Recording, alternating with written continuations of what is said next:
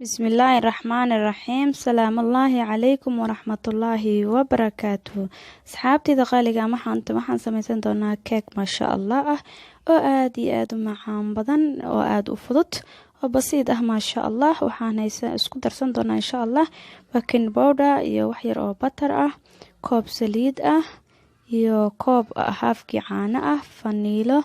iyo 3 xabo ukun iyo koob bur ah insha Allah marka waa isku walaaqanaynaa asxaabtida qaaliga ah maasha Allah waa ka caanaha koob aad u buuxa ma aha insha Allah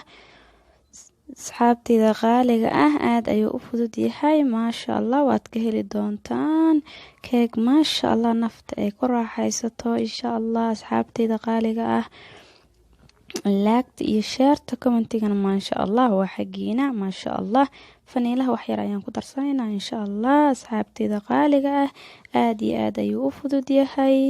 wax oo difficulty ah ma aha insha Allah asxaabtida qaaliga ah waa iska basiid maasha Allah ayuu ku soo bixi doonaa insha Allah asxaabtida qaaliga ah asxaabe waa ka marka hadda waxaan gelinaynaa muxuu ahaa ovenka insha Allah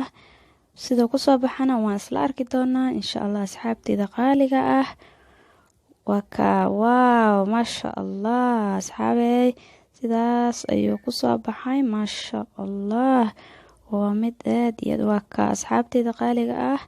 waa ka mid aad iyo aad u fiican ayuu noqday